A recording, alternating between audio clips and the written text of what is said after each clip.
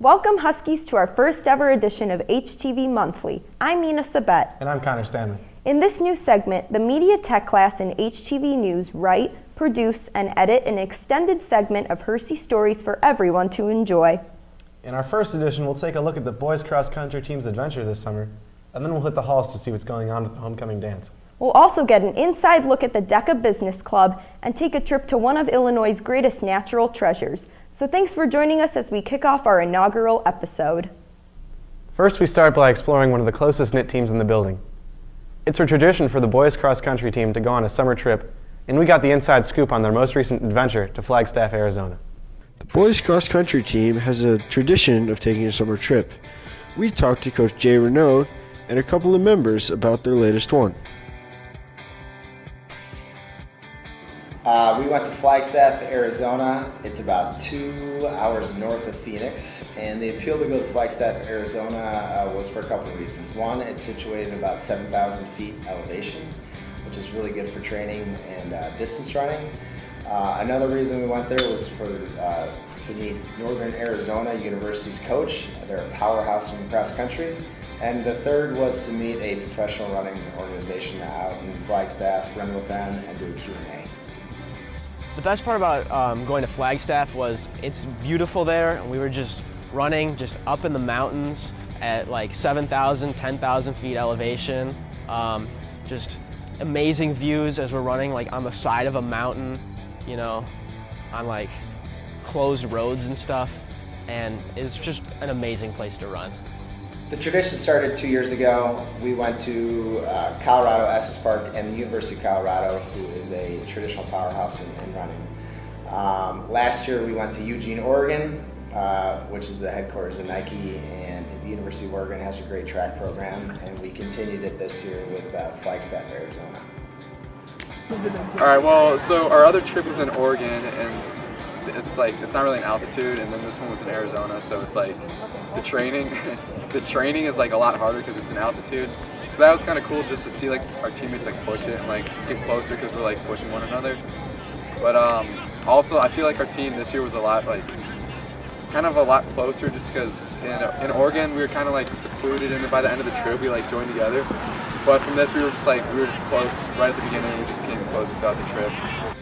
This trip was awesome. It was probably our favorite running trip overall, just because of the trails we were able to run on, the scenes, and the people that we were able to meet. My favorite part is just running with our teammates because we get like a lot closer just through running and like kind of struggling in the altitude.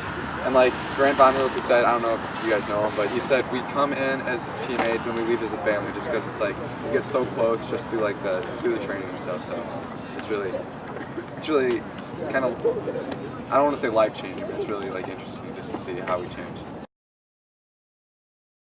That same cross-country family we just heard from has already gotten a great start on the season.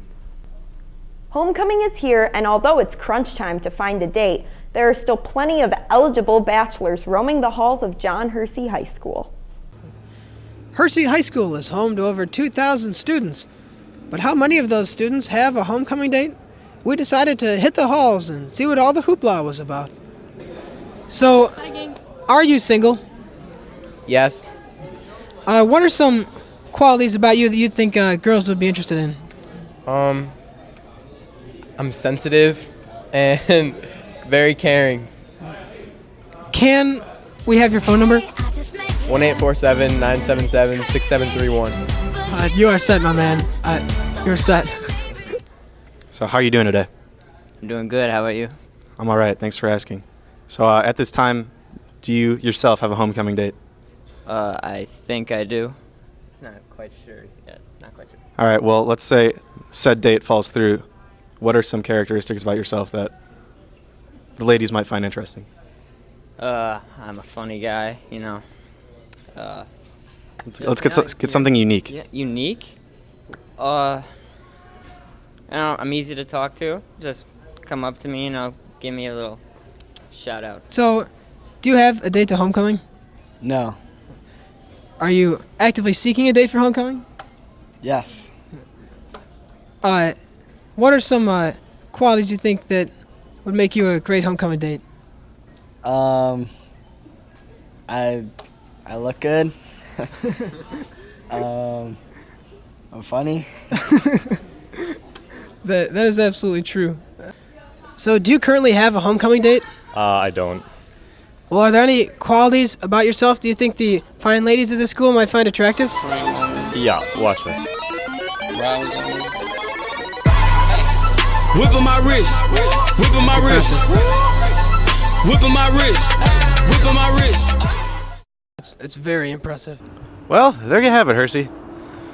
The only question that you should be left with is, do you have a homecoming date?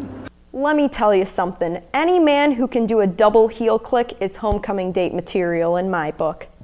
This next story is one of our favorites because it's one that not too many Hersey students know about. So we grabbed a bag full of camera equipment, jumped in the car, and brought you this amazing piece on this amazing place.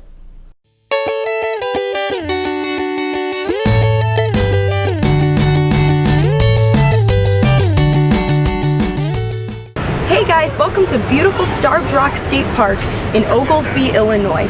We're here to check out all the natural aspects that are within Illinois' hidden gem. Well, the park hasn't had very many owners. It was originally owned by the state of Illinois, and then Daniel Hitt acquired a small portion of the park as back pay for his service in the Army. There's no charge to get into the park, there's no charge for parking, and there's no charge for hiking. The Visitor Center has a group of folks called the Starved Rock Foundation, and they offer guided hikes on the weekends when they have volunteers available, and you can pick those up at the Visitor Center.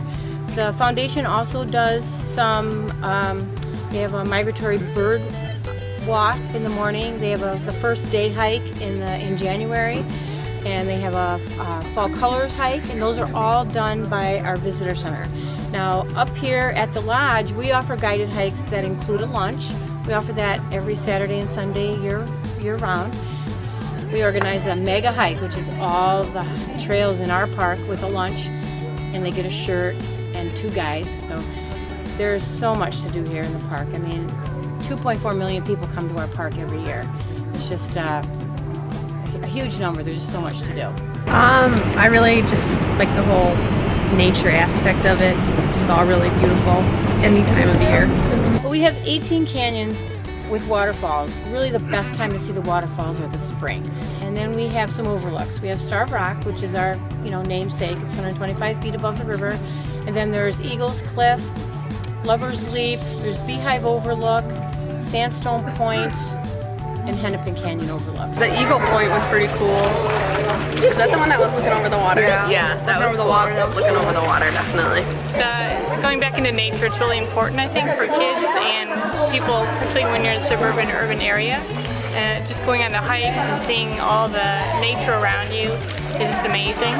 My favorite part about Starved Rock is what you see behind me, all these really cool canyons that you guys have. From beautiful hiking trails to the different canyons, it's incredible to think that something as amazing as Starved Rock State Park can be found at only a tank of gas away. From HTV News, I'm Mina Sabet.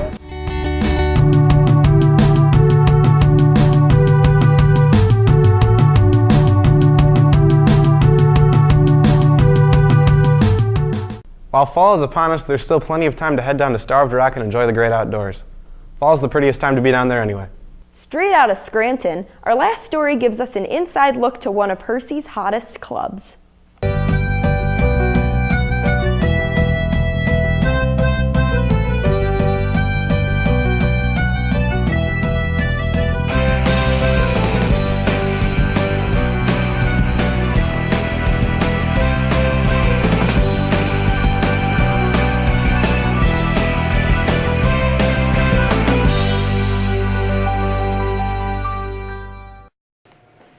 When I'm working on a role play for DECA, I need my space to be clean and organized. And sitting next to Colette makes that completely impossible.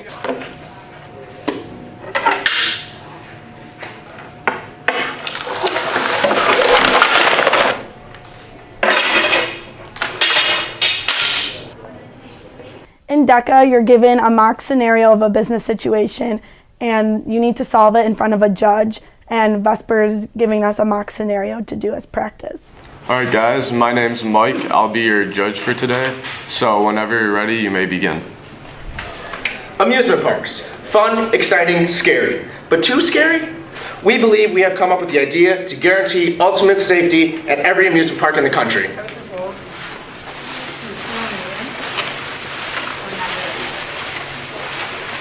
%60 of the time, these things work 100% of the time. What do you guys believe the cost of these bubble wrap suits will be to implement throughout your theme parks? Well, we don't really know what the cost is, but we know that it's going to be really safe, so. Yeah. Look at the graph. Yeah. See, over here we got less bubbles and more bubbles over here. Oh, yeah. It rises a lot. Yeah, it goes way up there. Like, we've had people who say it's really safe. That is really safe. Yeah, so great pitch, guys. Really loved your enthusiasm. Love the concept of the bubble wrap suit. That's a really creative idea. Glad speaking with you guys. Thank you. Yeah, thanks. Yeah, thanks. Yeah, no problem. Here's our card. Bubble Awesome. ink. And the ink. I'll make sure to remember you guys. Okay, thanks.